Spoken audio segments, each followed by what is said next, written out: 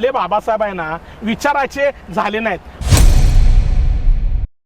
बाबासाहेबांनी सांगितलेलं राजकारण झालं नाही. आपले बाबासाहेब आपल्यासाठी सांस्कृतिक झालेत. जयंतीमध्ये मोठ्या डॉल्बी लावा, नाचा, विजयादशमीला ताफा काढा, 6 डिसेंबरला पांढरे कपडे घाला. आपले बाबासाहेब फक्त सांस्कृतिक बाबासाहेब आपल्या समोर राहिलेले आहेत. काँग्रेस आपल्या विरोधात कसे आहे तुम्हाला एक उदाहरणादाखल सांगालो. आणि त्या काँग्रेसचं लोकसभेमध्ये बहुमत असताना, बहुजन समाज पार्टी पाठिंबा देत असताना ते बिल भाजप आणि समाजवादी पार्टीने गोंधळ घातल्यामुळं काँग्रेसनी ते बिल तहकूब केलं आणि ते बिल आज तागायत लटकलं. आंबेडकरवादी आकाशीची वीज आहे, ज्यानं हातात धरील त्याचा हात जळेल. किमान राजकीय दृष्ट्या एकत्र येण्याची आवश्यकता आहे. तुमचं रिझर्वेशन कोण खायलंय? काँग्रेस खायलंय. तुमचं रिझर्वेशन कोण खायलंय? बीजेपी खायला लागले. मग तुमचं रिझर्वेशन त्यांनी खायला लागलंय, आमचं रिझर्वेशन त्यांनी खायलंय. आमचा प्रश्न पण तोच आहे, तुमचा प्रश्न पण तोच आहे. हक्क अधिकार नाहीत, नोकऱ्या नाहीत, बेकारी वाढले. ह्या सगळे प्रश्न कोणाचे आहेत? तुमचे पण आहेत, माझे पण आहेत. ह्या मुद्द्यावर एकत्र येऊ. त्या 5 जजेसच्या चंद्रचूडचा जाहीर निषेध करतो आणि त्या गवईचा पण जाहीर निषेध करतो. खरं यांना आहे ना रस्त्यावर आणून, सुप्रीम कोर्टाचा जज आहे, रस्त्यावर आणून बडवायला पाहिजे यांना. असे निकाल देतात का संविधान विरोधी? जे SC STचं रिझर्वेशन आहे ते संविधानिक रिझर्वेशन आहे. ती प्रणिती शिंदे संविधान घेऊन गेली, अबकड झाल्यावर एक शब्द बोलली का हो? खरं ती हाताला धरून विचारला पाहिजे या प्रश्नावर तुझा विचार काय म्हणून. आणि तिचा बाप लिहितय सावरकर महान माझ्यासाठी आदर्श आहे म्हणून. लाज वाटायला पाहिजे आपल्या लोकांना ज्यांनी या प्रणिती शिंदेला मतदान केलं. वर्षा गायकवाड बोलू शकते का हो? बोल बर म्हणाव त्या राहुल गांधीच्या विरोधात, बोल म्हणाव त्या बकड्याच्या विरोधात. खरगे बोलू शकत नाही, जो राष्ट्रीय अध्यक्ष आहे. चमचे पैदा होते. प्रणिती शिंदे घ्या, चंद्रकांत हंडोरे घ्या, सुशील कुमार शिंदे घ्या, किती नाव सांगू तुम्हाला. तू ट्रायबल आहेस रे. तू कसा काय ओबीसी होतो? त्या शरद पवारने केलं तुला भटका विमुक्त. अपक्षालन करू नका. तुम्ही तुमचा जातीवादी प्रचार थांबवा. नमस्कार, ब्रेन न्यूजच्या ब्रेन टुडे कार्यक्रमामध्ये आपलं सर्वांचं स्वागत. विधानसभेच्या निवडणुकीची रणधुमाळी सुरू झाली आहे. जो तो आपल्या पक्षाची बाजू मांडतोय, पण बाजू मांडत असताना एक बाजू अशी आहे की त्याला स्पर्श केल्याशिवाय कुठल्याही राजकारणाची खेळी पूर्ण होत नाही. ह्या गोष्टीवर मला म्हणजे नामदेव ढसाळांची एक चारोळी आठवते. हा भाकरीचा जाहीरनामा, हा संसदेचा रंडीखाना, ही देश नावाची आई राजरोष निजते कुबेराच्या सोबत. तेच तेवढे आईच्या उदरातून आले, आम्ही मात्र उंदरा मांजरासारखेच. ह्या शब्दामधूनच एक दाहकता आणि ती विचाराची एक जे म्हणतात ना की ज्वाला, त्याच्यामधूनच ती व्यक्त होते. आणि कदाचित असंही होऊ शकत असेल की ही व्यक्त होणारी भावना जी आहे ती त्यांनी भोगलेले भोगच असावेत किंवा त्याला मिळणारे चटके असावेत म्हणून ते व्यक्त होतात. पण व्यक्त होत असताना समोरचा कशा पद्धतीनं घेतो ह्याच्यावर देखील महत्त्वाचं विचार करण्यासारखी गोष्ट आहे. मागील काही दिवसापासून महाराष्ट्र आणि देशभरामध्ये दलित आणि दलित चळवळीच्या एकूण राजकारणावर अनेक पद्धतीनं भाष्य केलं जात आहे. शासकीय प्रशासकीय यंत्रणेत देखील असुरक्षितता निर्माण झाली आहे, समाजामध्ये असुरक्षितता निर्माण झाली आहे. आणि विशेष म्हणजे ब.क.ड सर्वोच्च न्यायालयाचा निकाल अभूतपूर्व निकाल आहे. तो निकाल कसा, काय आणि कशा अंगाने तो घेतला जाणार आहे मग जर का वाटे असतील तर मग वाट्यामध्ये कुणाचा किती वाटा असेल, लोकसंख्येच्या आधारावर, शिक्षणाच्या आधारावर, नोकरीच्या आधारावर, कशावर, ह्या देखील आणखी ह्यापुढं म्हणजे वंचित बहुजन आघाडीचे नेते प्रकाश आंबेडकर हे म्हणतच होते की बाबा यापुढं देखील या अनेक गोष्टीवर आपल्याला विचार करावा लागणार आहे आणि या पद्धतीचं राजकारण होणार आहे. आणि सभागृहात जर का ह्या गोष्टीवर विचार करायचा असेल, धोरणात्मक निर्णयावर उतरायचं असेल तर नक्कीच सभागृहामध्ये आपला प्रतिनिधित्व अपेक्षित आहे. आणि प्रतिनिधित्व हे शब्द बोलल्यानंतर मला ते आठवतात शब्द की बाबासाहेब नेहमीच म्हणायचे की BSPची टॅगलाईन देखील होती, जेव्हा आपल्या घरामध्ये घराच्या भीतीवर लिहून ठेवा की मला ह्या देशाची शासनकर्ती जमात बनायची. बबलू, कुठं आपण कमी पडलोय? मी सर्वप्रथम ब्रेनच्या ह्या चॅनलला हार्दिक आभार मानतो की आंबेडकर चळवळीतले ह्या निवडणुकीच्या बाबत जे धोरण आहे त्या धोरणात्मक बोलण्यासाठी मला तुम्ही बोलवलात त्याबद्दल मी तुमचे हार्दिक आभार मानतो. आणि राष्ट्रपिता महात्मा ज्योतिबा फुले, राजश्री शाहू महाराज, पेरियार EV रामास्वामी नायकर, परमपूज्य बोधिसत्व डॉक्टर बाबासाहेब आंबेडकर यांच्या विचारांना आणि कृतींना अभिवादन करतो. यांची विचार आणि कृती या देशाच्या कानाकोपऱ्यात नेणारे मान्यवर कांचीराम साहेब यांच्याही विचारांना आणि कृतींना अभिवादन करतो. बहुजन समाज पार्टीच्या राष्ट्रीय अध्यक्षा बहन कुमारी मायावतीजी यांचं हृदयाच्या अंतरातून नेतृत्व स्वीकारून आज तुझ्या या मुलाखतीला मी समोर जातो. आणि तू सांगितलास की भाकरीचा हा जाहीरनामा, संसदेचा रंडीखाना, त्याच नामदेव ढसाळांची अजून एक कविता आठवली, लोकशाही कंच्या गाडवीचं नाव आहे, सख्या हान तुझीच बारी, लोकशाही मिली तर डेंगण्या मारी. पण माझा प्रश्न तू जे आपण कुठं आलो, काय आलो, तर बघ मित्रा, 1957 साली दुसरी निवडणूक झाली. दुसरी निवडणूक झाली आणि बाबासाहेबांचं महापरिनिर्वाण झालं होतं. आणि दुसऱ्या निवडणुकीमध्ये पुनश्च आपल्या गटातटांचं राजकारण चालू झालं. RPI स्थापन झाली आणि RPI फुटली. आणि त्यानंतर 62 साली आपण एक जागा घेतलो पंढरपूरची, 520 जागा त्या काँग्रेसला दिलो. दादासाहेब गायकवाड आणि काँग्रेसचे नेते यांच्यामध्ये युती झाली आणि सगळेजण म्हणा लागले युती झाली. बाबासाहेबाच्या वाट्याला 1 जागा आणि गांधीच्या वाट्याला 520 जागा. त्यावेळेस मोहन धारिया काँग्रेसचे नेते होते. त्यांनी सांगितले की बाबासाहेबाच्या हयातीत जे होऊ शकलं नाही ते आज आम्ही करून दाखवले, ते म्हणजे काँग्रेसची आणि RPIची युती झाली. मित्रा, आज बघितलो आपण तर पुनश्च आपण 1962-65च्या इसवी सनामध्ये गेल्यासारखं वाटतंय. कारण गेल्या लोकसभेला आपण बघितलो तर त्या लोकसभेला मित्रा आपल्या लोकांनी संविधान वाचवायचं आहे म्हणून काँग्रेसला मतदान केले. आम्हाला संविधान वाचवायचं आहे आणि भाजप संविधान घालवणार आहे. काँग्रेसची टॅगलाईन होती की संविधान घालवणाऱ्याला आम्ही घालवणार आहे. राहुल गांधीपासून त्या सोलापूरच्या लोकसभेच्या प्रणिती शिंदेपर्यंत सगळेजण संविधान घेऊन फिरत होते आणि आम्हाला संविधानला वाचवायचं आहे. आणि संविधानला वाचवायचं आहे म्हणत ते सांगत होते की आम्हाला तुमचं मतदान पाहिजे म्हणून. आणि आपण मतदान दिलो रे त्यांना. देशातल्या आंबेडकरवादी लोकांनी त्यांना मतदान केलं. आणि काँग्रेस 52 जागावरून 99 जागावर गेलं. आणि देशातल्या अनेक राज्यात त्यांची सरकार आली. आणि आपण बघितलोय की सुप्रीम कोर्टाचा निर्णय आला आणि त्याचं स्वागत काँग्रेसने केलं.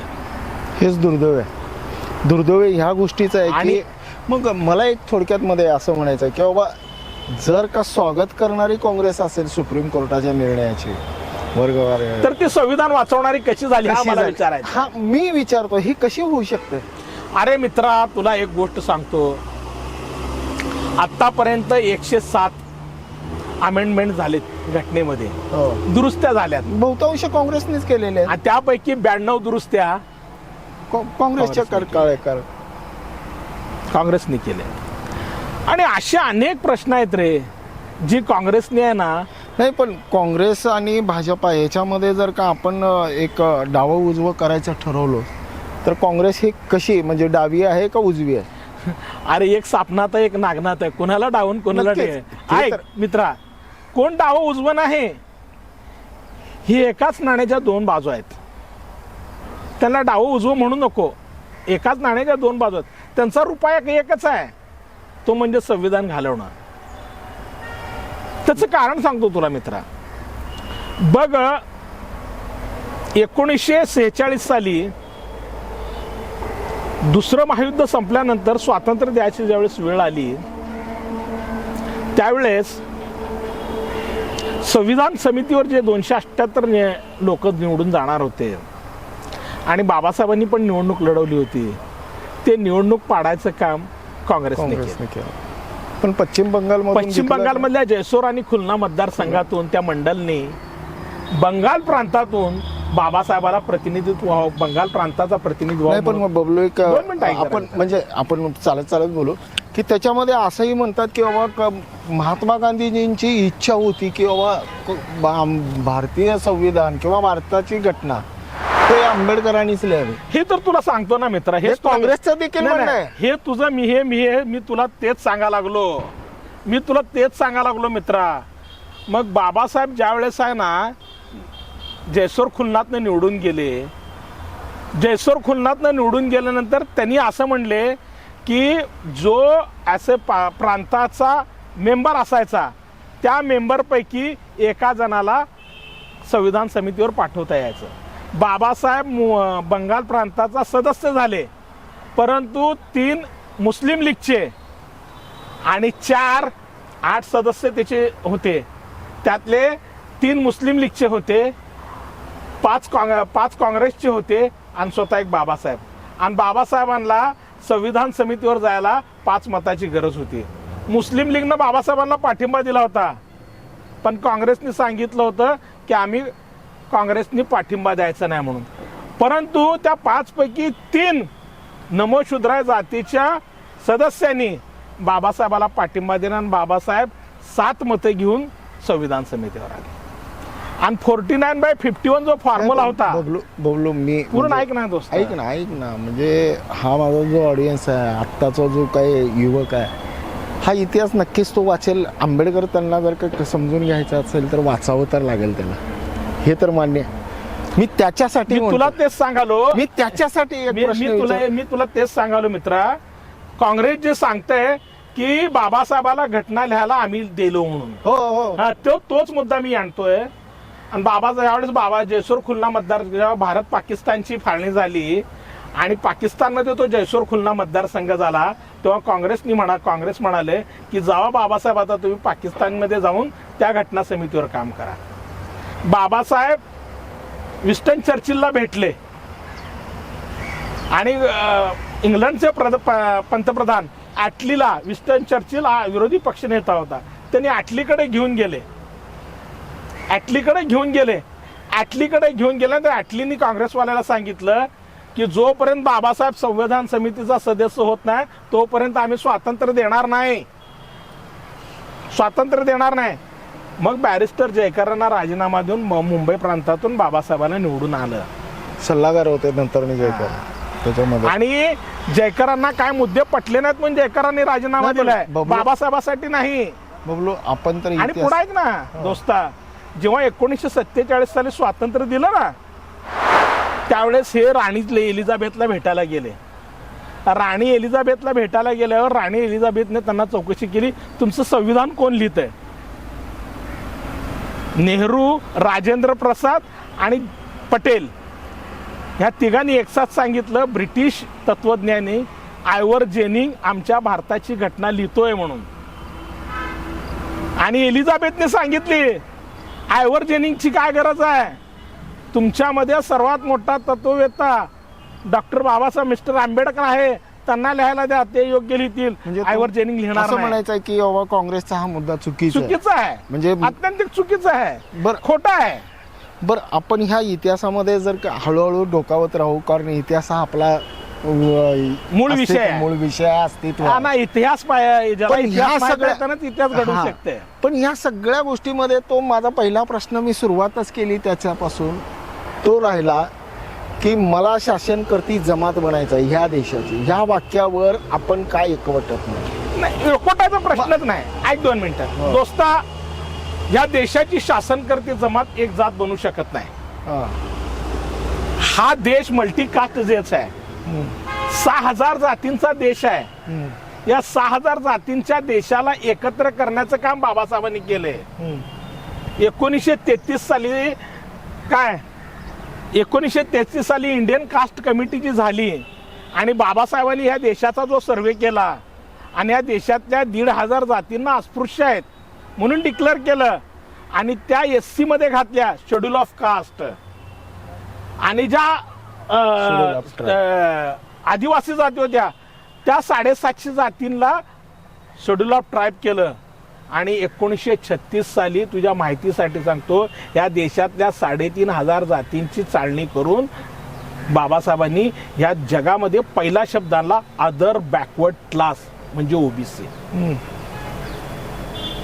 बाबासाहेबांनाच काय म्हणतो, हा जर का प्रयोग बाबासाहेबांनी तेव्हा केला असेल तर त्याच प्रयोगाची मी इम्प्लिमेंट म्हणतो, जाणीवपूर्वक शब्द वापरतो, कांशीराम साहेब आणि मायावती यांनी उत्तर प्रदेशमध्ये केला. लिटमस पद्धतीनं का होईना एका राज्यापुरता तो प्रयोग केला आणि यशस्वी करून दाखवला. मग तो प्रयोग इतर राज्यामध्ये का होऊ शकत नाही? महाराष्ट्रात तर एक भूमी आहे, त्यांची जन्मभूमी आहे. एक लक्षात घे, म्हणजे ह्याचा अर्थ असा, नाही, महाराष्ट्रामध्ये सगळे तत्वज्ञान आहेत रे, सगळे तत्वज्ञान आहेत. म्हणजे सगळे मोठी मोठी माणसं आहेत आणि मोठी माणसं एकत्र जमली ना कधीच एका विचारावर एकत्र नसतात. नाही, पण माझं या उपर असं म्हणायचं आहे की बाबा जो प्रयोग उत्तर प्रदेशमध्ये झाला तोच प्रयोग महाराष्ट्रामध्ये न होण्यामागचं कारण म्हणजे वर्णव्यवस्था ही म्हणजे दलित समाजाला इतर समाजाने स्वीकारलंच नाही. नाही, तुझं असं म्हणणं आहे. हो. तुझं असं म्हणणं आहे. एक लक्षात घेतो, तुला एक गोष्ट सांगतो. युपी मध्ये का फास्ट यशस्वी झाला, महाराष्ट्रामध्ये का यशस्वी होत नाही? त्याच्या पाठीमाग युपी मध्ये 22% चमार आहेत आणि ते 22% चमार BSPच्या पाठीमाग आहेत. महाराष्ट्रात काय परिस्थिती?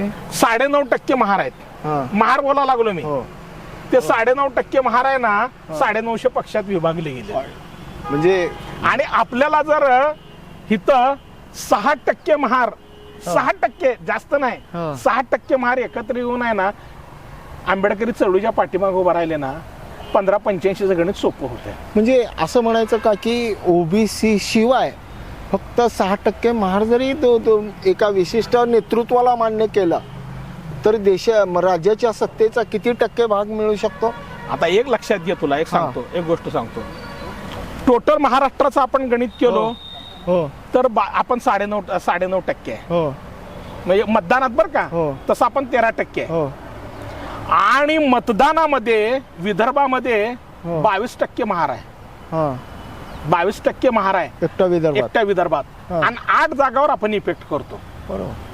विदर्भातल्या हिंगोली म्हण, उत्तर नागपूर म्हण, भंडाऱ्याची जागा म्हण, चिमूरची जागा म्हण, हिंगणघाट म्हण, या 8 जागा आहेत ना, ह्या जागावरती आपण इफेक्ट करतो. तिथं आपण डायरेक्ट. आणि इतर राज्य म्हणजे पश्चिम महाराष्ट्रामध्ये आपण फार कमी, मराठवाड्यात पण कमी आहे. मराठवाड्यात सर्वात जास्त, तुझ्या माहितीसाठी सांगतो, 1973 नंतर नामांतराच्या चळवळीनंतर सर्वात जास्त मराठवाड्यातले दलित लोक पुण्या मुंबईला मायग्रेट झाले. ही वास्तवता आहे हो. म्हणजे आणि ही वास्तवता समजून घेऊन आपल्याला एक लक्षात घ्या, इथल्या जातींचा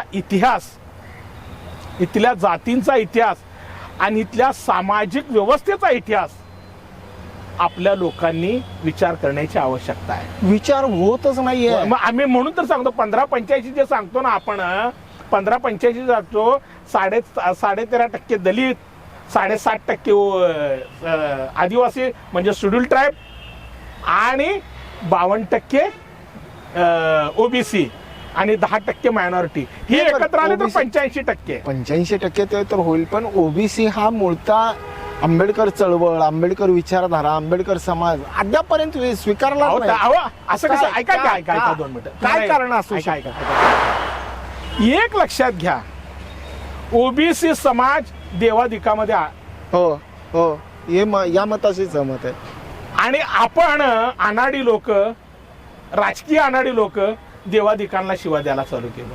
हा, मग ते म्हणतात आमच्या देवाला शिवाय म्हणजे द्यायचे. श्रद्धेला आपण, त्यांच्या श्रद्धेला आपण व्यवस्थित चॅलेंज करतो. हा. आपण मला एक आठवतंय 1953 साली उत्तर प्रदेश मधल्या लखनौ मध्ये ओबीसीला 340व कलम केलं म्हणून तिथल्या ओबीसीनी बाबासाहेबांचा सत्कार ठेवला. काय होतं कलमाचं कोड? 340 कलम ओबीसीचं सर्वे सर्वे होऊन तो त्यांना राष्ट्रपतीकडून रिझर्वेशन द्यावं. दिलं पाहिजे म्हणून. हा. आणि पंत उत्तर प्रदेशचे मुख्यमंत्री त्या सत्काराला सत्कार करणारे ज्यांच्या हस्ते होते त्यांनी पंत होते आणि ते पंत स्टेजवर होते. आणि बाबासाहेब बोलून गेले की बाबांनो 13% SC आहेत, 52% ओबीसी आहेत आणि 7.5% आदिवासी आहेत, शेड्यूल ट्राईब आहेत. हे जरी एकत्र आले तरी सुद्धा आपली सत्ता येऊ शकते. आपण रोटी बैठीच्या देवदिकाच्या अधर्माच्या गोष्टीवर एकत्र येऊ शकत नाही. किमान राजकारणाच्या गोष्टीवर जर एकत्र आलो तर हा स्टेजवर बसलेला पंत तुमच्या बुटाची लेस बांधायला सुद्धा कमी करणार नाही, असं बाबासाहेबांचं वाक्य. नाही, पण मला एक असं म्हणायचं आहे की बाबा उत्तर प्रदेशमध्ये जर का हा प्रयोग झाला, सन्मान, समोरचा सन्मान करून ओबीसीचा सन्मान झाला, एसटीचा सन्मान झाला आणि एससीनं आपल्या विचारधारेचं सरकार आणलं, असा सन्मानाचा प्रयोग महाराष्ट्रामध्ये होण्यामागची अडचण मूळ काय? आता होऊ शकेल. कशी? आता होऊ शकेल. आता बघ मित्रा, आता बघ, सगळ्यांनाच रिझर्वेशन पाहिजे. हो. सगळ्यांना रिझर्वेशन पाहिजे आणि सगळ्यांना स्वतःच्या जातीचा अहमगंड निर्माण झालाय. हो. सर्वांना स्वतःच्या जातीचा अहमगंड निर्माण झाला. माझी जात किती महान आहे आणि माझ्या जातीचा इतिहास पुरुष कोण आहे आणि तो शोधायला आता प्रत्येक जण आतुर झालाय. छोटीतली छोटी जात हा. म्हणते मला नाही व्हावं, मला पाहिजे आता. नाही, पण ह्या सगळ्या मग ह्या सगळ्या गोष्टीत आपण जर आंबेडकरवादी लोकांनी त्यांना 1585 समजावून सांगितलं ना मित्रा. नाही, पण सन्मानाची गोष्ट ते राहते ना. सांगा. ऐका तुम्हाला. माझ्या दैवताचा सन्मान हा तुमच्याकडून अहो, अपेक्षित आहे. आपण धर्माच्या नावावरती मागू नका हो. हा. बाबासाहेबांनी तुम्हाला म्हणून तर मधून आहे ना धर्म गायब केलाय हो. संविधानामध्ये कुठला धर्म नाही. ऐका तरी चळवळीचा नेता असो, चळवळीचे साहित्य असो, चळवळीचं जे काय असेल ते सर्वात अगोदर धर्म व्यवस्थापन, धर्म चालवणाऱ्या बटिकावर हल्ला करतो, आक्रमण करतो, त्यांना नको त्या गोष्टीवर भाष्य करतो. 1911 साली ज्यावेळेस मग ही स्ट्रॅटेजी चुकती का? ऐका 1900 ऐका जरा 2 मिनिटं. बाबासाहेबांचं मी बोलायला लागलो, मी माझं बोलत नाही. 1911 साली जो सर्वे झाला, म्हणजे काय म्हणते जनगणना जी झाली, त्या जनगणनेमध्ये आपल्याला मोजलं नाही. म्हणून 1919 साली फर्स्ट इंडिया ऍक्ट जो आला आणि जे कमिशन आलं होतं 1919 साली, काय होतं त्याचं नाव, त्या कमिशन पुढे बाबासाहेबांची साक्ष झाली आणि बाबासाहेबांनी सांगितलं की या देशातला 1911ला जो सर्वे झाला, जनगणना झाली, त्यामध्ये आम्हाला मोजलंच गेलं नाही. इथल्या जनावरांना मोजलं पण आम्हाला मोजलं गेलं नाही. आणि पहिली मागणी केली की आमचं जनगणना झाली पाहिजे. 1921 साली जी जनगणना झाली, भारताची लोकसंख्या 33 कोटी आली आणि त्या 33 कोटीमध्ये आपण 7 कोटी आलो. मग बाबासाहेबांनी सांगितले हे कोण आहे? वी आर द, पहिल्यांदा आला शब्द वी आर द अनटचेबल. आम्ही अस्पृश्य आहोत, आम्हाला हक्क अधिकार मिळाले नाहीत, आम्ही ही माणसं आहोत. 1919 साऊथ ब्युरो कमिशनचं नाव आहे. एक लक्षात घे, साऊथ ब्युरो कमिशन आहे. त्या कमिशन पुढे बाबासाहेबांची साक्ष आहे आणि त्या कमिशन मध्ये बाबासाहेबांनी पहिल्यांदा आपल्याला रिझर्वेशनची मागणी केलेली आहे. मान्य आहे मला, पण माझा प्रश्न तो अणुत्तरितच राहिला. चळवळीचं नेतृत्व, चळवळीचं साहित्य आपल्याला लिहावं लागेल, आपल्याला बदलावं लागेल आणि आपल्याला आता आपलं धोरण वाईड करावं लागेल. 1585 वर Yes. बोललं पाहिजे म्हणजे आणि थोडक्यात- 1585 मांडलं पाहिजे आणि त्यांना सांगितलं पाहिजे की तुमचा प्रश्न हे म्हणजे थोडक्यात असं की फॅसिस्ट विचारधारा विचार नको. नाही, आपल्याला आपल्याला व्यापकता पाहिजे. आपल्याला बाबासाहेबाची विचारधारा पाहिजे. आणि बाबासाहेबाची विचारधारा ही कुठल्या जातीबद्दल नाही, तर बाबासाहेबाची विचारधारा देशाबद्दल. या देशातल्या प्रत्येक नागरिकासाठी आहे. या देशातल्या प्रत्येक ज्यांनी हक्कापासून वंचित राहिलाय त्या वंचित त्याच्या असलेल्या सन्मानासाठी. त्याच्या सन्मानासाठी, त्याच्या स्वाभिमानासाठी. आणि बाबासाहेब नेहमी म्हणायचे ही चळवळ भाकरीची नाही आहे, तर ही चळवळ तुमच्या आत्मस्वाभिमान. स्वाभिमानाचे. आणि आत्मस्वाभिमान जर का मिळवायचा असेल तो सत्तेशिवाय शक्य नाही. पण आताची जी व्यवस्था आहे ती आताची व्यवस्था ही बाबासाहेबाच्या प्रायव्हेट लिमिटेड कंपनीवर भाष्य करते. म्हणजे धंदा झालाय. आंबेडकर म्हणजे धंदा झालाय. हा नक्कीच ना. अहो आपले बाबासाहेब आहे ना विचाराचे झाले नाहीत. बाबासाहेबांनी सांगितलेलं राजकारण झालं नाही. आपले बाबासाहेब आपल्यासाठी सांस्कृतिक झालेत. जयंतीमध्ये मोठ्या डॉल्बी लावा, नाचा, विजयादशमीला ताफा काढा, 6 डिसेंबरला पांढरे कपडे घाला. हा आपला बाबासाहेब, आपले बाबासाहेब फक्त सांस्कृतिक बाबासाहेब आपल्या समोर राहिलेले आहेत. आपल्याला बाबासाहेब विचारांचे, कृतीचे आणि आपल्या आत्मस्वाभिमानाचे तयार असलेले बाबासाहेब आपल्याकडे नाहीत. आणि ते तरुण पोरं समजून घ्यायला तयार नाहीत, ते शिकायला तयार आहेत. ते म्हणालेत आम्हाला भाजपला पाडायचं म्हणून काँग्रेसला आणायचं आहे. ते म्हणालेत आम्हाला भाजपला पाडायचं आणि काँग्रेसला आणायचं आहे. आणि मग मला विचारायचं आहे, काँग्रेसनी 55 वर्ष तुमच्यावर राज्य केले, 75 पैकी 55 वर्ष त्यांचं राज्य केले. 2008 ते 2004 ते 2014 सोनिया गांधीचं सरकार होतं, मनमोहन सिंगाचं सरकार होतं. त्या राहुल गांधींनी म्हणला की आम्हाला इक्वॅलिटी आणायची आहे. मग इक्वॅलिटी 55 वर्षामध्ये आणू शकला नाही. त्याच्या आईचं सरकार होतं. त्याच्या आईनंतर 1984ला त्याच्या आईच्या नवऱ्याचं म्हणजे राजीव गांधीचं म्हणजे त्या बापाचं सरकार होतं. इथं तुम्हाला थांबवतो की ह्याच्यामध्ये जे आहे की मला काँग्रेसला पाडायचं आहे म्हणून मला भाजपाला आणायचं आहे, किंवा मला भाजपाला पाडायचं आहे म्हणून काँग्रेसला आणायचं आहे. मग ह्याच्यामध्ये काय व्हायला लागलं की आपलं एक डबकं झालंय. आपणच खातोय, आपणच टाकतोय, आपणच त्याच्यावर भाष्य करतोय. माझा समज असा आहे, माझा समज असा आहे की शासकीय यंत्रणेमध्ये किंवा सत्तेमध्ये आपण कधीच वाटेकरी झालो नाही. त्याच्यामुळे हे सगळे लोक तिथं जाऊन बसून आपल्या गोष्टीवर निर्णय घेतात आणि खाली आल्यानंतर ते म्हणतात की ह्यांच्याकडून आम्हाला काय मिळतच नाही, तर आम्हाला ह्यांना द्यायचंच काय. हे बघ मित्रा, तुला एक गोष्ट सांगतो मी. 2008 साली रिझर्वेशन इन प्रमोशन हे एक बिल आलं. आणि 2009 साली निवडणूक झाली. नाही, पण ही आपली स्ट्रॅटेजी चुकती की नाही. पूर्ण ऐक ना, ऐक जरा मित्रा, पूर्ण ऐक. आणि 2009 साली ज्यावेळेस रिझर्वेशन इन प्रमोशन आलं, बिल आलं, बहुजन समाज पार्टीचे लोकसभेमध्ये 21 खासदार होते आणि राज्यसभेमध्ये 13 खासदार होते. काय एक लक्षात घे, त्या 13 खासदारांनी राज्यसभेच्या इतकं ते प्रमोशन बिल धरून आणि ते राज्यसभेमध्ये मंजूर झालं. काँग्रेस आपल्या विरोधात कशी आहे तुम्हाला एक उदाहरणादाखल सांगालो. आणि त्या काँग्रेसचं लोकसभेमध्ये बहुमत असताना, बहुजन समाज पार्टी पाठिंबा देत असताना ते बिल भाजप आणि समाजवादी पार्टीने गोंधळ घातल्यामुळं काँग्रेसनी ते बिल तहकूब केलं आणि ते बिल आज तागायत लटकलं. म्हणजे ही एक रणनीतीच असते आणि रणनीती सभागृहामध्ये नेहमीच हे धोरणात्मक निर्णयासाठी निर्णायक ठरते. पण माझा प्रश्न पुन्हा म्हणतोय की जर का आपलीच मतं तीच माणसं घेतात, तीच माणसं उभारतात, त्यांचा फायदा इतर पक्षाला होत नाही आणि ज्या पक्षाला होत नाही ते म्हणतात की आम्हाला ह्यांची मतच मिळत नाहीत, तर तर ह्यांच्या बाबतीतला धोरणात्मक निर्णय घ्यायचाच कशासाठी?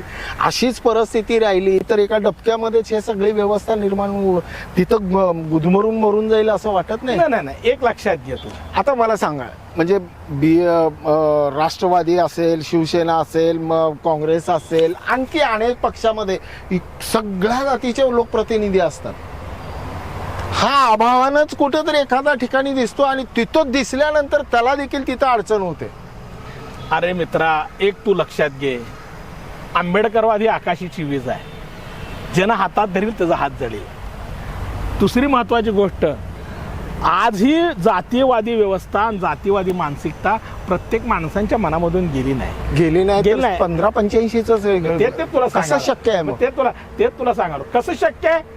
म्हणून तर म्हणलोय, बाबासाहेबांचा तुला जे रेफरन्स दिलोय की आपण धार्मिक दृष्ट्या आणि रोटीबेटीच्या वेजाने येऊ शकत नाही, किमान राजकीय दृष्ट्या एकत्र येण्याची आवश्यकता आहे. तुमचं रिझर्वेशन कोण खायलंय? काँग्रेस खायलंय. तुमचं रिझर्वेशन कोण खायलंय? बीजेपी खायला लागले. मग तुमचं रिझर्वेशन त्यांनी खायला लागलंय, आमचं रिझर्वेशन त्यांनी खायलंय. आमचा प्रश्न पण तोच आहे, तुमचा प्रश्न पण तोच आहे. हक्क अधिकार नाहीत, नोकऱ्या नाहीत, बेकारी वाढले, ह्या सगळे प्रश्न कोणाचे आहेत? तुमचे पण आहेत, माझे पण आहेत. ह्या मुद्द्यावर एकत्र येऊ. तुम्हाला आणावं लागेल, सांगावं लागेल, बोलावं लागेल. ही प्रश्न काय, ही काय एक दिवसाचा प्रश्न नाही. मला फक्त लोकसभेपुरतं विधानसभेपुरतं बोलायचं नाही, मला ही प्रोसिजर लॉंग प्रोसिजर करावं लागेल. कांशीराम साहेबांनी 20 वर्ष लोकांना सांगितले आणि लोक तयार झाले. आपल्याला बी कदाचित 20 वर्ष लावावं लागेल, कदाचित आपलं एक आयुष्य लावावं लागेल, तरी होऊन जाईल. मागच्या काही महिन्यापूर्वी सर्वोच्च न्यायालयाचा जो निकाल आला, त्या निकालावर भाष्य करायचं झालं तर कशा पद्धतीने? नाही, तो निकाल म्हणजे काँग्रेस आणि भाजपच्या मनातली केलेली सुप्रीम कोर्टाने कृती आहे. मला एक म्हणायचं आहे, मला इथल्या लोकांना सांगायचं आहे, जे 49 जाती आहेत, त्या 49 जातीतल्या 3च जाती महत्वाच्या आहेत महाराष्ट्रामध्ये. बाकीच्या 46 जाती मायक्रो जाती आहेत. 0.1, 0.2 अशी त्यांची लोकसंख्या आहे. 3च जाती आहेत, एक महार आहे, दुसरा मातंग आहे आणि तिसरा चमार आहे. ह्याच्यामध्ये चमार अश्वत्थामा, मेला, नरोवा, कुंजरोवा मध्ये आहे. आणि मातंग म्हणते झाले ती भारी झाले. मला विचारायचं आहे, बाबांनो, ब कडे केलं ते कशाच्या जीवावर करणार? सुप्रीम कोर्टाचं डायरेक्शन आहे, त्या निकालामध्ये वाचत नाहीत निकाल आणि काय पण बोलतात. सर्वात मोठी जात कुठली असते? 13% महार आहे. महाराला किती टक्के मिळणार? 13%. 100% पैकी किती मिळणार? 13% म्हणजे त्यांची जात किती आहे? टोटल जाती किती आहेत? 49. त्यांची लोकसंख्या, त्यांची पर्सेंटेज किती आहे? 13.5%. त्या 13.5% 50-60% महार आहे. 50-60% महार आहे. मग 60% महाराला 60% त्या रिझर्वेशन मध्ये 13.5% मधलं 7 ते 8% कोणाला रिझर्वेशन मिळणार आहे? महार समाजाला मिळणार आहे. 3% मातंग आहे, त्याला 10% मिळेल. 3% चमार आहे, त्यांना 10% मिळेल. आता जी जनगणना व्हायला लागली, 80% त्यांना रिझर्वेशन गेलं 3 जातीला. आणि मायक्रो जातीला किती मिळणार? 20% रिझर्वेशन मिळणार. अरे ही गंमत बघा रे. तुम्ही ऐका, तुम्ही वाचा, तो निकाल वाचा. एक महत्वाची गोष्ट, त्या निकालामध्ये काय म्हणलंय? त्या निकालामध्ये नुसतं कडे करायचं म्हणलं नाही. त्या निकालामध्ये म्हणलंय तुम्हाला क्रिमिलेअर लावा म्हणाले. अरे त्याची अडचण कोणाला जास्त? सगळ्यालाच आहे. एकट्या महार समाजाला आहे का? एकट्या मातंग समाजाला आहे का? एकट्या चमार समाजाला आहे का? सगळ्यालाच आहे. क्रिमिलेअर लावलो तुमचा बुद्धिजीवी बाहेर पडला. हो, बाहेर पडतो. तुमचा बुद्धिजीवी बाहेर पडला की त्याला काय देणं घेणं समाजाचं? हो. जन नोकरीवाला आहे, नोकरी मिळाली की तो वस्ती सोडतो, जात सोडतो, विचार सोडतो, तो जातो. आता क्रिमिनल आला तर संबंधच नाही. तिसरी महत्वाची गोष्ट, तुम्हाला रिझर्वेशन एकदाच मिळणार आहे. म्हणजे कुटुंबात एकदाच रिझर्वेशन मिळणार आहे. तो जो तुम्ही निकाल आहे त्या 5 जजेसच्या चंद्रचूडचा जाहीर निषेध करतो आणि त्या गवईचा पण जाहीर निषेध करतो. खरं यांना आहे ना रस्त्यावर आणून, सुप्रीम कोर्टाचा जज आहे, रस्त्यावर आणून बडवायला पाहिजे यांना. असे निकाल देतात का संविधान विरोधी? संविधान जे SC STचं रिझर्वेशन आहे ते संविधानिक रिझर्वेशन आहे आणि त्या संविधानिक रिझर्वेशनला 1 ते 16 मध्ये जे अधिकार आहेत त्या अधिकाराला बदलण्याचा कुणालाही अधिकार नाही. मग हा कसा काय निर्णय घेतला मग? सुप्रीम कोर्टाने सो मोठो घेतलेला निर्णय आहे. सुप्रीम कोर्टाने सो मोठो घेतलेला निर्णय आहे. सुप्रीम तुम्हाला त्याला रिझर्वेशन कशावर आहे? तो जी याचिका आहे ती याचिका कशावर आहे? ती याचिका आहे 2005 साली आंध्र प्रदेशच्या सुप्रीम कोर्टामध्ये एकानं याचिका दाखल केली आणि ती याचिका संविधानाच्या विरोधात आहे म्हणून हैदराबाद हायकोर्टाने निकाल दिला SCचं रिझर्वेशन हे संविधानिक आहे, त्याच्यामध्ये ब-ड करता येणार नाही म्हणून त्यांनी दिला. आणि त्या हरविंदर सिंगनं तो निकाल घेतला. पंजाबचा आपचा कार्यकर्ता आहे, तर सुप्रीम कोर्टामध्ये दाखल केला. हे रिझर्वेशन जे हायकोर्टाचा निकाल आहे तो योग्य आहे का अयोग्य आहे ह्याच्याबद्दल निकाल आहे. आणि सुप्रीम कोर्ट असा निकाल देतंय, अरे तुला विचारलंय सोलापूर कुठे आहे तर तू सांगाला हैदराबाद 350 किलोमीटर आहे, मुंबई 450 किलोमीटर आहे आणि मग सोलापूर आहे. ही काय लावला तू? आम्ही काय वेडी बिडे आहोत का काय? नाही पण आणि सुप्रीम कोर्ट काय पण कराल ही गोष्ट खोटी आहे, चुकीची आहे. कंटेम्प्ट ऑफ कोर्ट आहे. सुप्रीम कोर्टाने कंटेम्प्ट ऑफ कॉन्स्टिट्यूशन केलंय. संविधानाचा गैरअधिकार केलाय. आणि खरं सांगतो विरोधात किती याचिका दाखल आहे? बहुजन समाज पार्टी तर याचिका बहन कुमारी मायावती धन्य आहे. ज्या दिवशी निकाल लागला दुसऱ्या दिवशी बहन मायावतीने याच्यावर स्टेटमेंट दिले. 21 ऑगस्टला बहनजी माने त्याला भारत बंद केलाय. दुसरी गोष्ट दुर्दैवानं लोकसभेमध्ये आमचा प्रतिनिधी नाही, खासदार नाही, पण मान्य रामजी गौतम साहेबांनी राज्यसभेमध्ये मोठा गदारोळ उठवला याच्याबद्दल. कोण सांगितलं? कुठली मीडिया दाखवणार नाही. आणि एक लक्षात घ्या, बहनजीने सांगितलंय की तुम्ही 6 महिन्याच्या आत याच्यावर ऑर्डिनन्स आणला पाहिजे. ऑर्डिनन्स 2 मिनिटं ऑर्डिनन्स आणला पाहिजे. आणि मित्रांनो, हे भाजपचं सरकार केंद्रातलं ऑर्डिनन्स कधी आणील? महाराष्ट्राच्या मतदारांनी काँग्रेस आणि भाजपच्या विरोधात आंबेडकरीवादी पक्षांना मतदान केलं आणि आंबेडकरवादी पक्षाला 7-8% मतदान मिळालं. अर्र म्हणतील ते. मतदानामध्ये ही लोक शाणे झालेत आणि त्यामुळं उद्या त्यांचे प्रतिनिधी येतील. नाही यासाठीच मी मगाचा प्रश्न विचारला. इतकी जागरूकता आली, इतक्या लोकांना, आंबेडकरांना, समाजाला इतकी लोकशाही रुजली की ते इतकी जागरूकता आल्यामुळेच इतर पक्ष म्हणतायत की बाबा ह्यांच्याकडे बघायलाच नको. आपली अवस्था मुस्लिमासारखी केली.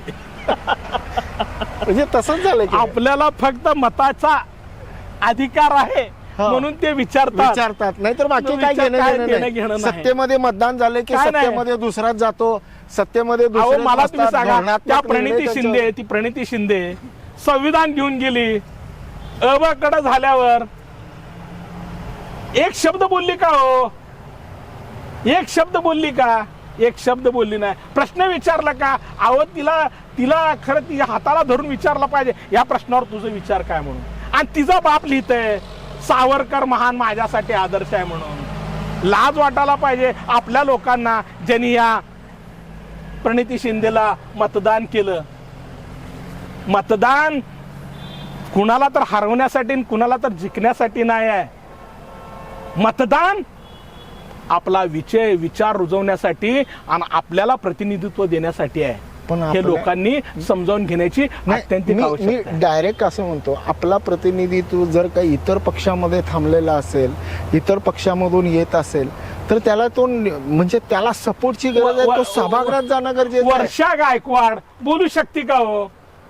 बोल बरं म्हणावं त्या राहुल गांधीच्या विरोधात, बोल म्हणावं त्या वकडेच्या विरोधात. खरगे बोलू शकत नाही, जो राष्ट्रीय अध्यक्ष आहे काँग्रेसचा.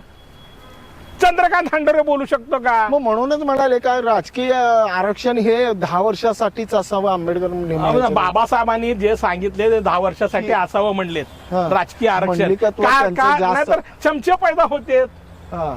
चमचे पैदा होते. प्रणिती शिंदे घ्या, चंद्रकांत हंडोरे घ्या, सुशील कुमार शिंदे घ्या. अहो ह्याच्या किती नावं सांगू तुम्हाला, नाही पण काय आहेत? अहो एक लक्षात घ्या, तुम्हाला एक उदाहरण सांगतो. 1982 साली गुजरातमध्ये राखीव जागांच्या विरोधी आंदोलन चालू होतं. हा. काय माधवराव सोळंकी काँग्रेसचा मुख्यमंत्री होता. हिरालाल परमार नावाचा खासदार गुजरातचा, त्यांनी लोकसभेमध्ये माझ्या जातीची कत्तल व्हायला लागले म्हणून बोलायसाठी वेळ मागितला इंदिरा गांधीला. इंदिरा गांधीनं संजीव नीलम रेड्डीला बोलायला, आंध्राच्या रेड्डीला बोलायला दिलं, पण ह्या हिरालाल परमारला बोलायला दिलं नाही. हिरालाल परमार उठून उभारून बोलायला चालू केला. 2 खासदार त्याला लोकसभेच्या सभागृहामध्ये मारले आणि ते दोन्ही पण एससीचे खासदार होते. त्यांना विचारलं का मारलो, त्यांना हे पुढचं तिकीट फिक्स केलं इंदिरा गांधी समोर आम्ही.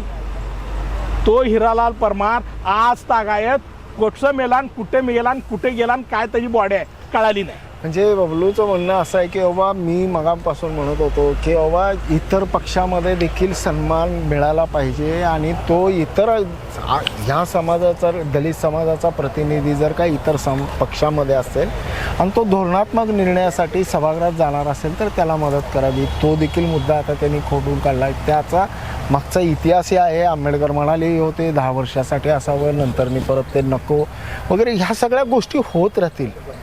पण प्रश्न पुन्हा तिथंच येतो. 1585चं बबलूचं म्हणणं तेच आहे की ओबीसीचा आपण सन्मान केला पाहिजे. ते बरोबर. बहुजन समाज पार्टीने केला हो.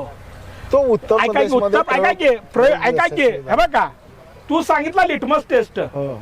मी सांगितलं लोकांसमोर आदर्शाचा एक पाडा. बरोबर आहे, मी त्या मताशी सहमत आहे. आणि ओबीसीला सर्वात जास्त आपण जागा दिल्या, मुस्लिमांना सर्वात जास्त आपण मंत्रिपद दिलं. थोडक्यात म्हणायचं म्हणजे काय की बाबा सन्मान ह्या अर्थी की त्यांच्या दैवताचा सन्मान करावा. मी त्यांना प्रतिप्रश्न तो पण विचारलाय की आपली मुळात म्हणजे आंबेडकर चळवळ, आंबेडकर विचारधारा, आंबेडकर नेतृत्व हे नेहमीच सनातनी किंवा हिंदू धर्म किंवा भटभटिकावर भाष्य करणार आहे. बरोबर आहे, केलं नाही पाहिजे. ज्याची आस्था आहे, ज्याचा श्रद्धा आहे, त्याची श्रद्धा त्याच्याबरोबर जाऊ द्या ना. आपली श्रद्धा कोणावर, आपली श्रद्धा आपल्यावर राहील. त्याच्या श्रद्धेला आपण चॅलेंज करू शकत नाही, करू पण नाही. आणि कशासाठी करायचं आपण माणसाला शेवटी. मी पुन्हा विचारतो, हा प्रयोग खरंच उत्तर प्रदेश सारखा महाराष्ट्रामध्ये होऊ शकतो? अरे होऊ शकतो का नाही, झालाच पाहिजे. होऊ शकतो नाही, झालाच पाहिजे. किती वर्ष जातील अशा उमेदीच्या कार्यकर्त्या? 5 वर्ष हो, 5 वर्ष असे किती? 5 वर्ष आता फार फास्ट आहे हो. तुम्ही लक्षात घ्या, आता प्रत्येक जातीला सत्याच्या जातीचा स्वाभिमान निर्माण तयार करायचा आहे. तुम्ही सांगा हो त्यांना, सांगा त्याला, धनगराला सांगा त्याला, तुला का शेड्यूल ट्राईब देत नाही. 1996 पर्यंत तू शेड्यूल ट्राईब होता. तुला पवारांनी काय केलं, एनटी म्हणजे काय, नॉन ट्रायबल. आपण त्याला विचारू तू काय आहे रे, मी व्हीजीएनटी आहे म्हण. कसा रे व्हीजीएनटी? तुझं आज पण माणूस शेळ्या मेंढ्या घेऊन बाळू मामाचे हे म्हणून ह्या गावातून त्या गावात फिरते. तू ट्रायबल आहेस रे. तू कसा काय ओबीसी होतो? त्या शरद पवारने केले तुला भटका विमुक्त. तू काय रे भटका विमुक्त? भटका विमुक्त म्हणजे काय? मी भटका होतो आता विमुक्त झालो म्हण. अरे कसं रे? पण आणखी एक प्रश्न, ही लोक जे आहेत ना वेळे झाले, तिथपर्यंत लोकांपर्यंत पोहोचण्याची आवश्यकता आहे. भंडारा उधळला पाहिजे, जय मल्हार म्हणलंच पाहिजे रे.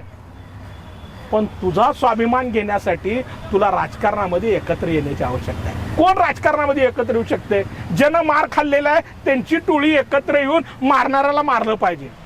मारणाऱ्याच्या टोळीच्या आश्रयाला जायचं आणि त्याला चिडवायचं, ही काय बरोबर मी नाही. थोडक्यात विचारतो, प्रश्न फार गंभीर आहे आणि तुम्हा भडकू नका. अगदी मोहन भागवत म्हणतात की बाबा आमच्याकडून झालेली ही वर्णव्यवस्था आहे किंवा अच्युत अच्युत जो काही प्रकार आहे, स्पर्श न स्पर्श, ह्याच्यावर आम्हाला खरंच शल्य वाटतं की ती गोष्ट घडायला नाही पाहिजे होती, पण घडली.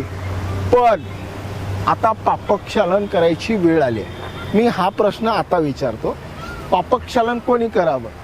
आदेश देणारे की आदेशाची अंमलबजावणी करणारे?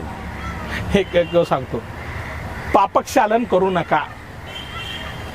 पापक्षालन करू नका. संघाचे सरसंचालक ऐका हो, पापक्षालन करू नका. हं.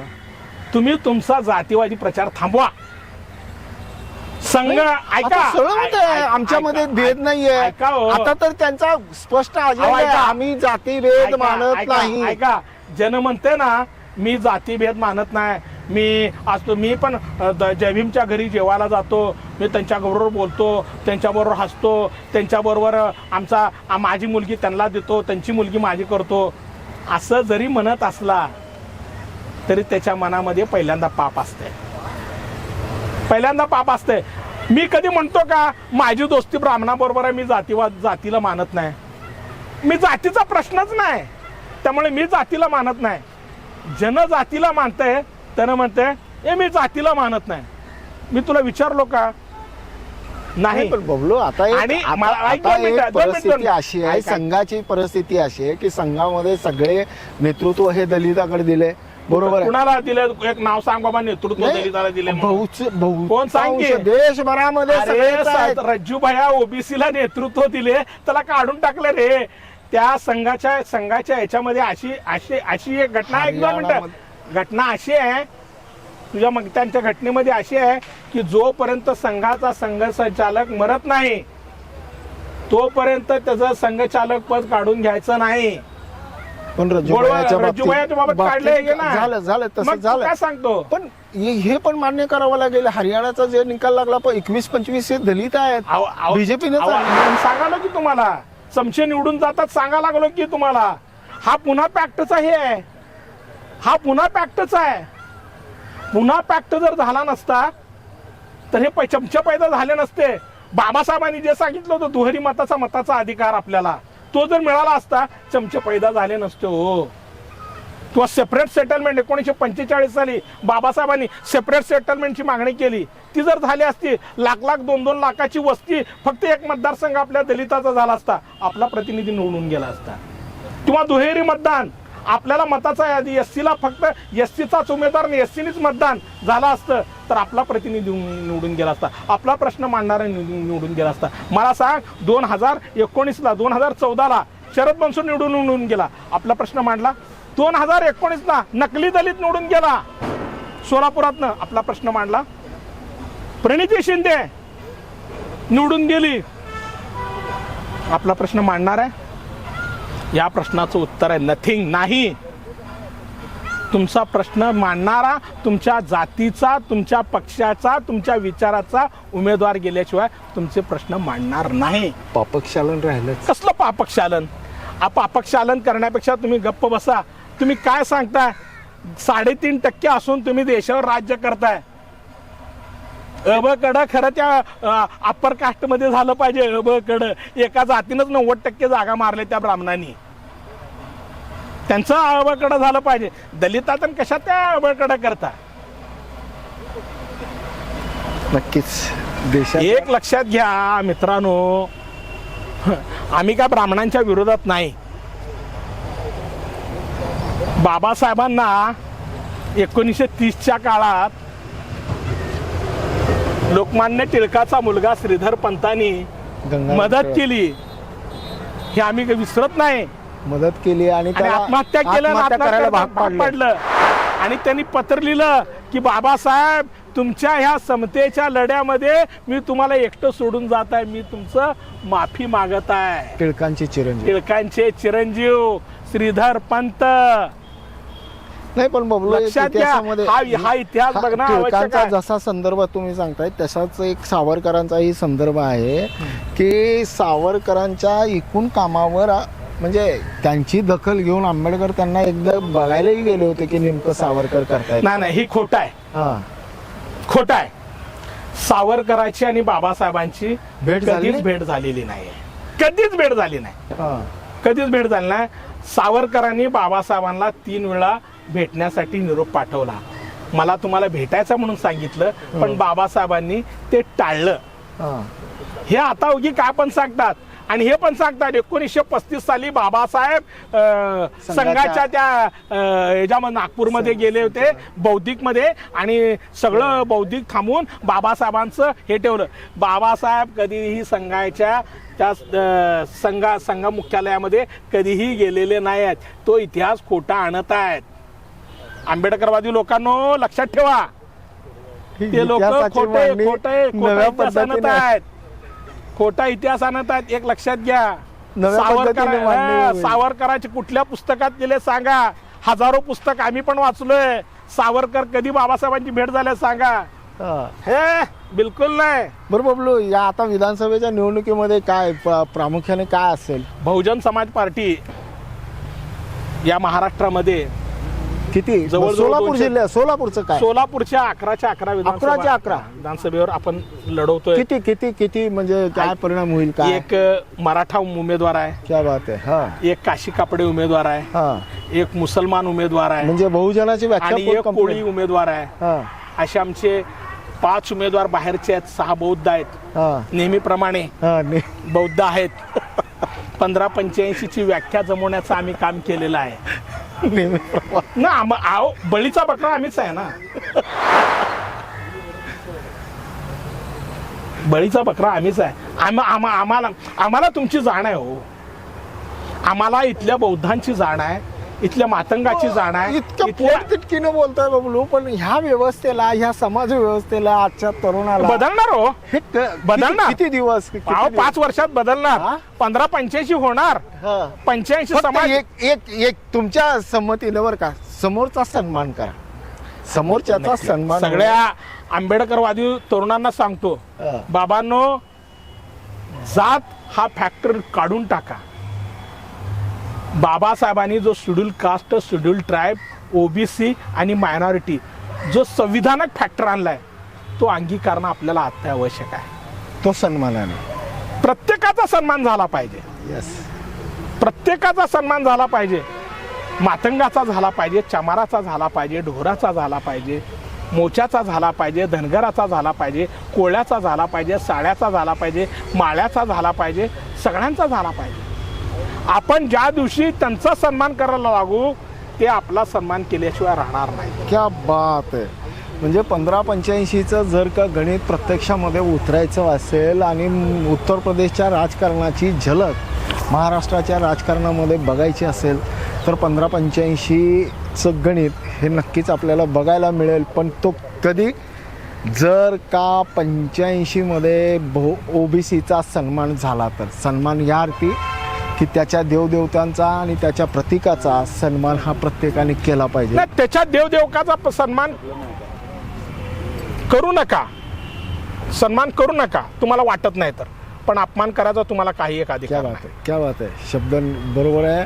आणि ह्या शब्दावर आता मी शेवट घेतोय आणि जाता जाता शेवटचा बाबलूला विचारतोय की आजच्या युवकाला काय सांगा? मागणं पाणीच गढूळ आलं, पुढच्या पाण्यानं किती आवरावं. मागणंच पाणी गढूळ आलं, पुढच्या पाण्यानं किती आवरावं. घावावर घाव बसले, एका झाडानं किती तग धरावं. क्या बात आहे, क्या बात. घावावर घाव बसले, एका झाडानं किती तग धरावं. सणानत गोळ्या आल्या, 2 पंखांनी आकाश किती तोलावं. क्या बात आहे, क्या बात आहे. हत्ती जसे धडक्या मारून चिप्पा होऊन मरतात. तरुण मित्रांनो, मला तुम्हाला विचारायचं आहे, लढायचं आता 50 वर्ष झालं रे बाबा, 32 वर्ष झालं लढतोय, अजून एक 30 वर्ष लढणार आहे आयुष्याचा शेवट असेपर्यंत. आयुष्याचा शेवट. हत्ती जसे चिप्पा होऊन मरतात, आम्हीही तसेच मरावे का, असं तुम्हाला वाटतंय का? क्या बात आहे, क्या बात. म्हणून आंबेडकर वाद स्वीकारणं हे आपलं कर्तव्य आहे. आणि बाबासाहेबांनी मुक्तिपथे कोण हा जो ग्रंथ लिहिला 35 पानाचा तुम्ही वाचा नक्कीच वाचा. आणि लक्षात घ्या आपलं कर्तव्य काय आहे. आपलंच कर्तव्य आहे सगळ्याला समजावून सांगणं, सगळ्याला मान देणं, सगळ्यात बळीचा बकरा होणं, सगळ्याच्या शिव्या खाणं, सगळ्याला समजावून सांगणं हे आपलंच काम आहे रे बाबांनो, दुसरं काम नाही. बाबासाहेबांनीच सांगितलंय मुक्तिपथे कोण मध्ये महाराजांनीच केलं पाहिजे, महाराशिवाय कोण करू शकत नाही असं बाबासाहेबांनीच सांगितलंय. मी कोण सांगणार, फक्त मी आंबेडकरवादी माणूस आहे, मरेपर्यंत आंबेडकर राहणार. कितीही जातीवाद्याच्या फौजा येऊ द्या, तुम्ही कितीही लावा शक्ती, तुम्ही कितीही लढवा युक्ती, तुम्ही करारे कितीही हल्ला, लय मजबूत भीमाचा किल्ला मान्यवर कांशीराम साहेबांनी आणि बहन मायावतींनी हा किल्ला इतका मजबूत केलाय आणि माझ्यासारख्या कार्यकर्त्याला तयार केलंय. माझ्यासारखा कार्यकर्ता असंख्य महाराष्ट्रातला कार्यकर्ता बहुजन समाज पार्टी आणि आंबेडकरवाद टिकवण्यासाठी आपलं आयुष्य पणाला लावेल एवढी मात्र खात्री आहे. तुम्ही मला बोलवलात आणि माझं ऐकून घेतलात आणि मला अनेक प्रश्नावर बोलायला लावत बोलतं केलात त्याबद्दल तुमचा हार्दिक हार्दिक आभार. आभार तर नक्कीच म्हणजे जय भीम जय भारत तुमचं व्यक्त करणार आहे. पण असा जर का एक कार्यकर्ता जर का ह्या चळवळीला लावला आणि असेच कार्यकर्ते चळवळीमध्ये निर्माण झाले तर मित्रांनो खरंच सांगतो की उत्तर प्रदेशचं उदाहरण आपण घेतो ते प्रत्यक्षात महाराष्ट्रामध्ये उतरल्याशिवाय राहणार नाही. पण जाता जाता माझ्यासाठी एक म्हणून रिक्वेस्ट करतो की ब्रेन न्यूज चॅनलला सबस्क्राईब करा, लाईक करा आणि शेअर करा. बबलू खूप भन्नाट मुलाखत दिली आणि खूप छान बोललात. पण एक शेवट घेतलेला असताना देखील मी एक प्रश्न विचारतो, महाराष्ट्राचे तुकडे झाले पाहिजे असं वाटतं, विदर्भ आणि वेगळा असा. अहो एक लक्षात घ्या, जर राज्यांचं कल्याण व्हायचं असेल तर बाबा छोटी छोटी राज्य निर्माण झाली पाहिजे. जी फादर आली जे 1954 साली हे होतं कमिशन होतं, जे कमिशन बाबासाहेबांना भेटायला आलं होतं फादर आली आणि ते म्हटले की बाबासाहेबांचं काय, तर बाबासाहेबांनी सांगितले भाषावार प्रांतरचना झाली पाहिजे. परंतु भाषावार प्रांतरचना होत असताना मोठी राज्य निर्माण झाली नाही पाहिजे, छोटी छोटी राज्य निर्माण झाली पाहिजे.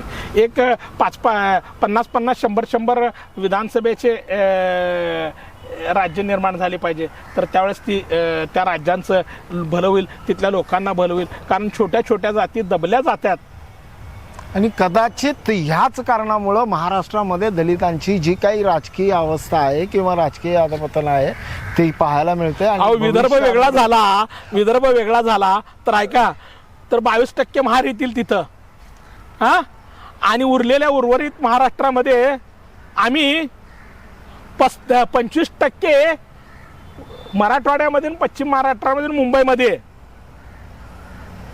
25% महार येईल. आम्ही राजकारणातले फार मोठे आता जी 3.5 लाखाचे मतदारसंघ बनलेत ना ते 2-2.5 लाखाचे मतदारसंघ बनतील आणि कदाचित आम्हाला जास्त व्हॅल्यू येईल. म्हणूनच म्हणतात विचारवंत दलितांनो, राजसत्तेच्या तराजूतील वजनदार पासंग बना. वजनदार नक्कीच, पासंग जरी नाही म्हटलो तर नक्कीच आपण हिस्सेदार बनवू. पण ते कधी राज्याची जर का व्यवस्था ही 2 तुकड्यामध्ये विभागली गेली तर हे स्वप्न नक्कीच साकारेल अशी अपेक्षा ठेवू. आणि जाता जाता पुन्हा एकदा अपेक्षा आणि इच्छा व्यक्त करतो की मित्रा सबस्क्राईब कर, लाईक कर आणि शेअर कर. द ब्रेन न्यूज करता यासिन शेख सह मी नितीन पात्रे. धन्यवाद.